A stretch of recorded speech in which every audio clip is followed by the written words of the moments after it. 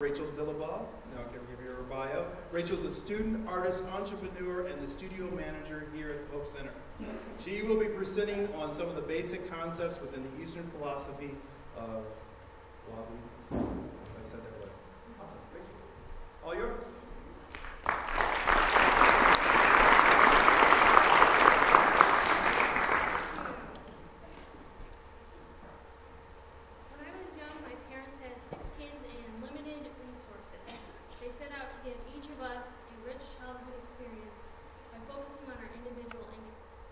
My brothers were interested in history, mechanics, athletics, and nature. My sister was great at cooking and baking. For me, I love the visual arts. My dad was a house weaver, and part of his job was turning over the earth. As he dug, he looked for pieces to bring home, broken pieces of ceramics, old bottles, cold rocks. He taught me to appreciate these things and to understand their history, and he taught me how to use them in art. Driftwood was my favorite material. I loved the thought of it being a regular piece of wood that somehow found its way to the lake. As it twisted and turned in the waves and the storms of Lake Michigan, it came to rest on the beach. It somehow became more beautiful. It became more beautiful because of its journey. I didn't know then, and I didn't know until several decades later, that much of my early art education was based on the Japanese principles of Wabi Sabi. Wabi Sabi is the beauty and appreciation of things imperfect, impermanent, and incomplete.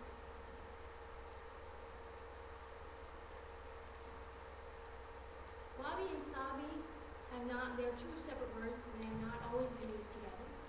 Wabi refers to harmony, peace, and tranquility. It is simple and it is humble.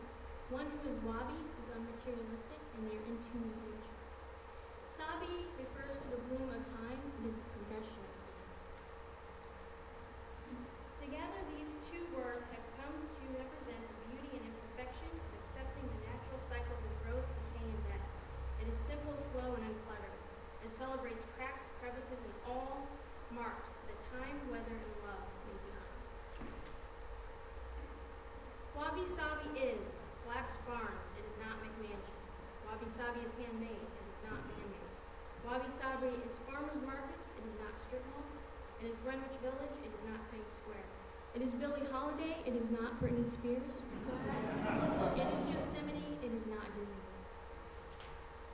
Wabi Sabi derived from the Buddhist teachings of the three marks of existence, specifically impermanence. Simply defined, impermanence means that we will not be here forever, things will not be here forever, and moments will not last forever. In my sculpture, another artist once said that it looked like it could fall back into the pile of junk that started us at any moment. Others in the room gasped, but I found it to be quite the compliment.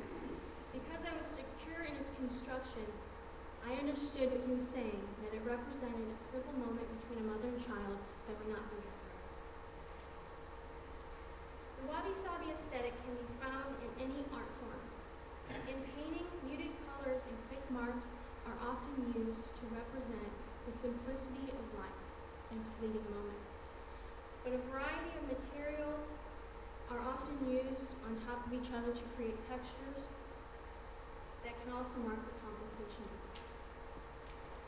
Photography is often used to share images of real people in quiet moments. We can often sense the wisdom in an elderly person through their wrinkles.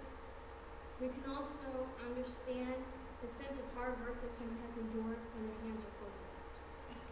Wabi Sabi is often associated with ceramic art. Ceramic artists know that their art may never be perfect.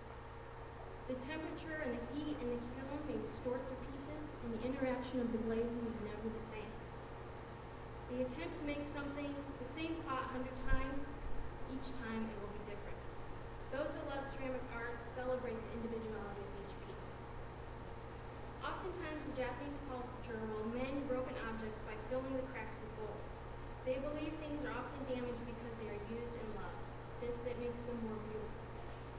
Those are the items that deserve gold, not those that sit in cabinets unused. The Wabi Sabi home is unplanned, clean, and uncluttered. You surround yourself with things that are loved. A grandmother's wooden rolling pin makes a better decoration than a framed department store print, and old books are often treated as art. When I was young, my father always had the classic rock station playing in his garage, and when Bob Dylan came on, I would always freeze and listen to his voice. Rough voices seem to have experience behind them. Voices of perfection often seem empty and boring. I felt disconnected to perfection. Wabi Sabi can be freeing for writers. It teaches them how to see the world in a new perspective. I love Jack Kerouac's simple poem, "Bottoms of My Shoes Are Clean from Walking in the Rain." Although it's very simple, you can almost feel the rain, and you can see the reflections of his path. Wabi Sabi can be applied to many areas of art and to the human experience. Although it focuses on imperfection and incompleteness, it is not an excuse for laziness. You cannot say it is good enough, it's not perfect, I'll call it Wabi Sabi. Work that is ingenuine is not Wabi Sabi. Wabi Sabi is not necessarily a style, it is a way of life.